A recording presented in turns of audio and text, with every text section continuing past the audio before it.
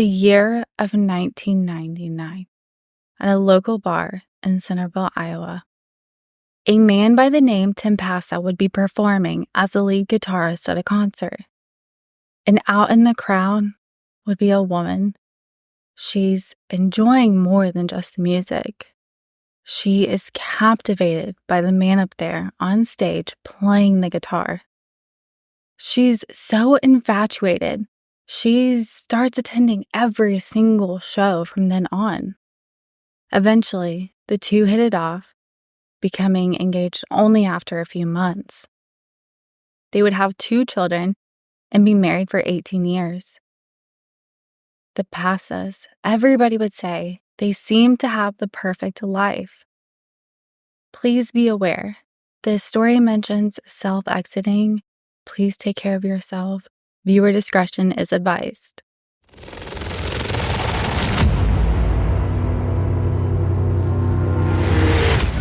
Saturday, May 5th, 2018.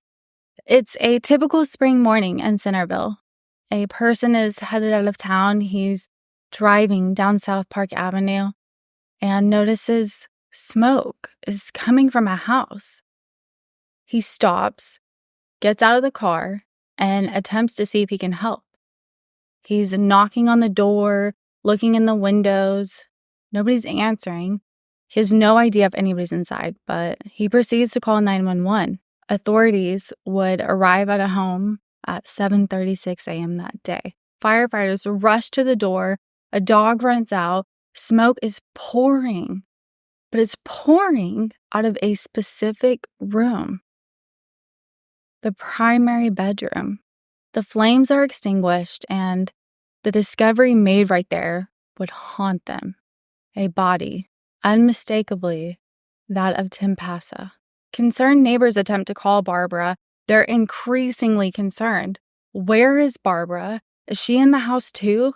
Tim was born and raised in Centerville, Iowa. He attended the local schools where lifelong friends are made. Everyone would say all around he's a great guy. He would always brag about his kids anytime he was catching up with somebody or could talk about them in conversation. Many would go on to say that he would never miss his kids' games, even as early as the T-ball days. He was known to be an amazing guitarist and play in several bands. In the most recent years, he worked at Alliant Energy.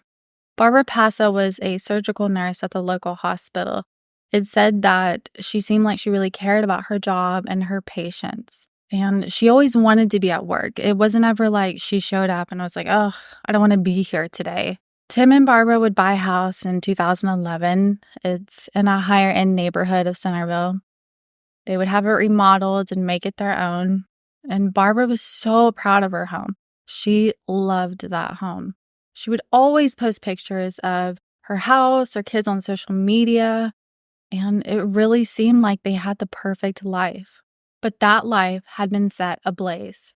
After the fire is put out and Tim's body is removed, the firefighters are anxious to know, how did this fire start? Now the investigation would commence. The fire department's assistant chief takes a look around Tim and Barbara's bedroom. The first thing he notices is a candle. It's laying on its side on the floor to the left side of the bed. It's looking very suspicious.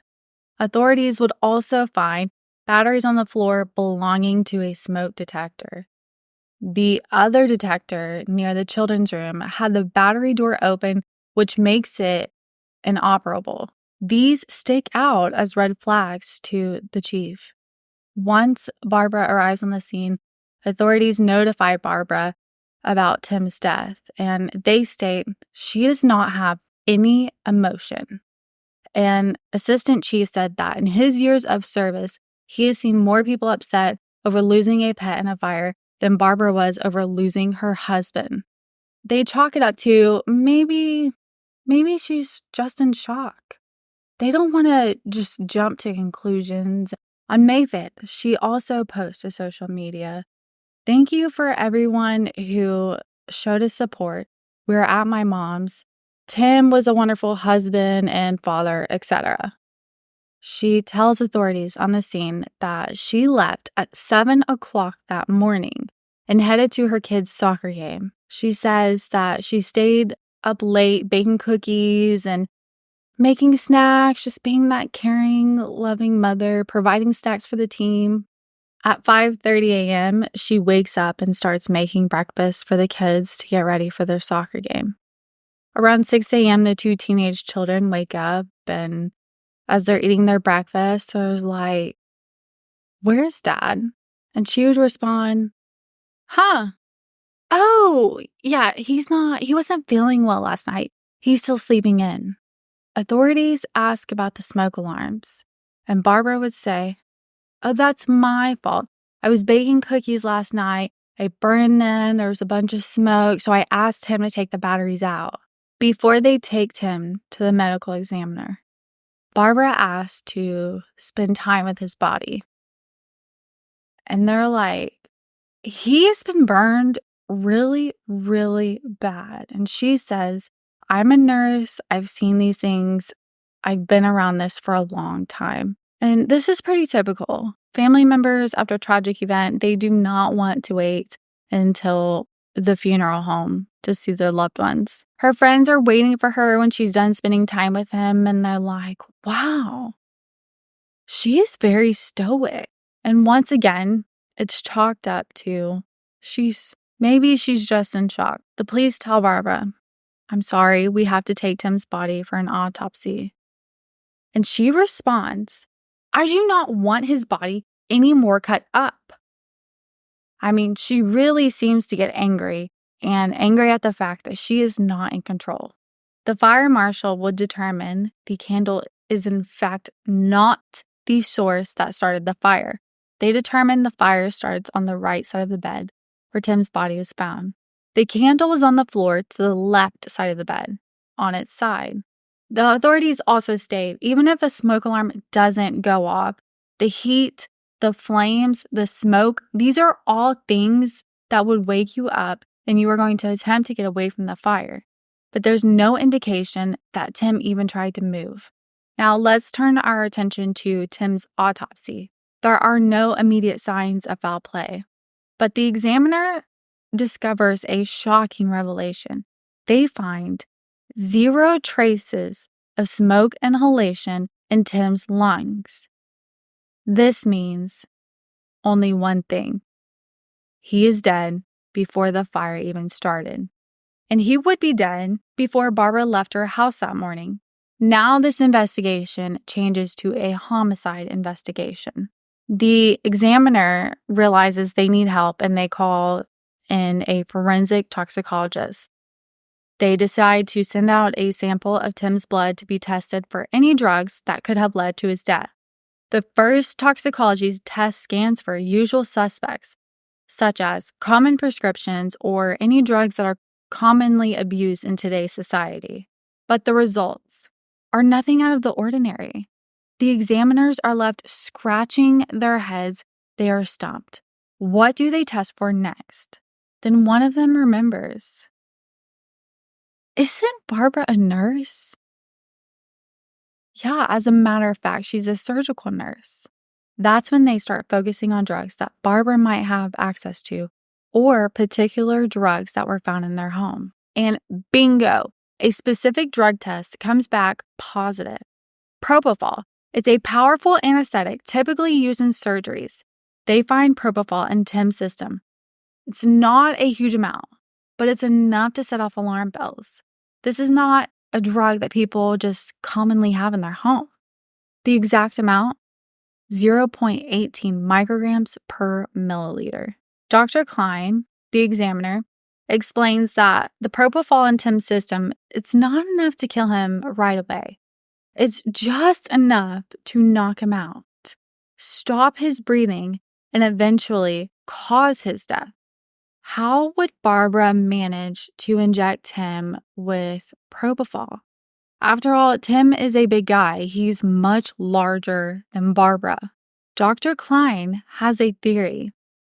He suggests that Tim might have been injected with something else first, something to knock him out and make him more compliant. And here's the twist. Barbara is a diabetic. Insulin needles were found all over the Pasa home and in her car. Dr. Klein pointed out that insulin can be injected very easily. The needle gauge is so tiny, and this would cause him to lose consciousness. Then once he was out cold, Barbara could have easily administered the propofol. Now Barbara definitely becomes a person of interest.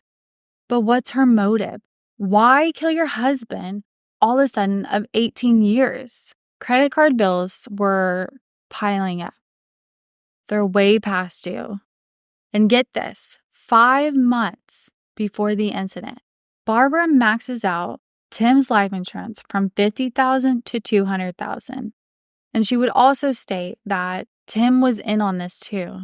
Fast forward to April of 2018, just 2 weeks before everything went down.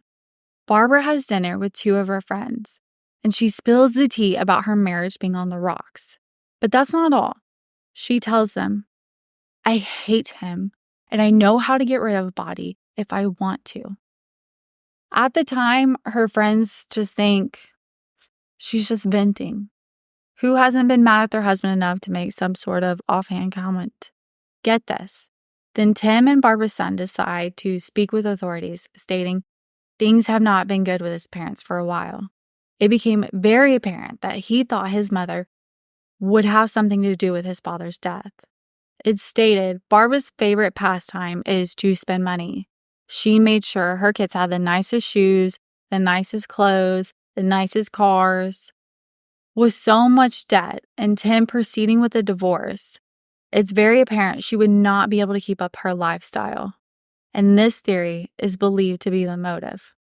The day after police question Barbara, a call is placed to 911 stating, a woman is having seizure-like symptoms. Police arrive to find that Barbara is overdosing and that this would be an attempt of self-exit. Only after a few days after Tim's passing, it seems most of the residents in Centerville believe Barbara is guilty. Later on, it's brought up in court how easily Barb could have had access to propofol.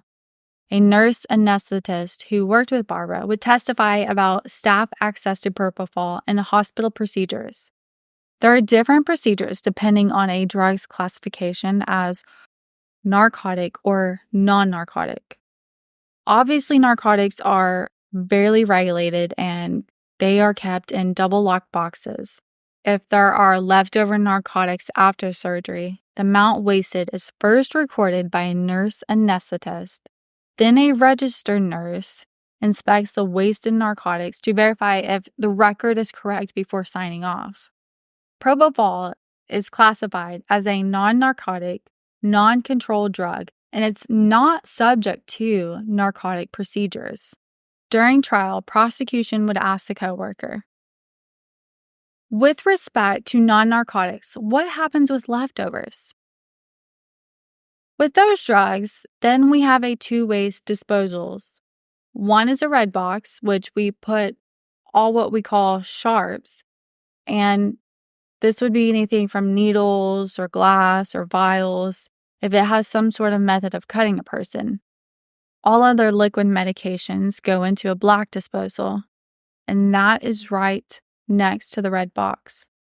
We'll talk about those boxes here in a little bit.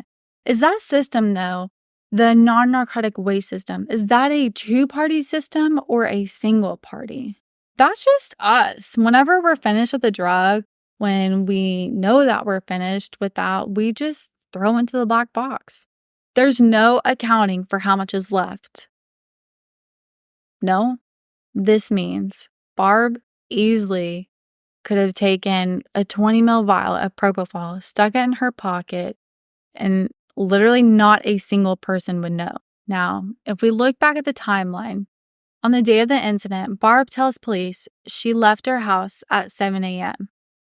But when investigators talk to a coworker named Megan, she confirms that she sees Barb's car parked in her driveway at 7:22 a.m. The 911 report made by a concerned citizen was made at 7:33. This would suggest the fire was going for a while before Barb actually left the house.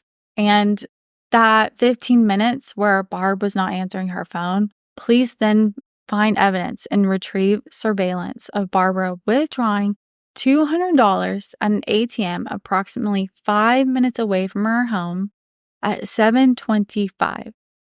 With all the evidence stacked against Barbara, it's believed at some time in the early morning, Barbara would inject him with propofol. She would stack items such as clothes, pillows, or blankets, then start a fire with an open flame, an attempt to destroy all evidence. After Barb's attempt of a self-exit, she is kept in observance at the hospital. When she's released on May 18th, 2018, police are waiting outside and would proceed to arrest her. Then on September 17th, 2019, Barbara's trial begins and she pleads not guilty. During trial, Barb tries to say, "My neighbor is a nurse. He could have entered the house and injected Tim. It's not me." But there's zero evidence to support this claim. Barb takes a stand in her defense, and this is where she starts to show some emotion. She would talk about losing a child in some way during her previous marriage. It's believed the tears were all for show and just to gain sympathy. The jury would only deliberate for 3 hours, and they would find Barbara Pasa guilty in first-degree murder and first-degree arson, ultimately giving Barb a life sentence plus 20 years. Today, Barbara Pasa remains behind bars, serving her sentence for the murder of Tim Pasa, with shadows of that fateful morning still looming large over Centerville. The community is very sad about Tim's unexpected death. A few quotes in his memory state, "My heart goes out to the entire Pasa family and the Centerville community. We all know that a loss like this impacts everyone in a close-knit and caring community deeply. Tim was one of my favorite coworkers at Clark County Hospital.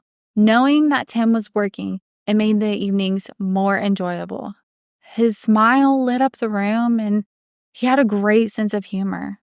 I joked to him once that he would have to teach me how to play the guitar. He was always one of the first people to wish me happy birthday on my Facebook wall. I will miss that. I feel blessed to have known Tim. The world is a better place because of him. Baby brother, he was an awesome father, a good friend, a kind person, and a very talented musician."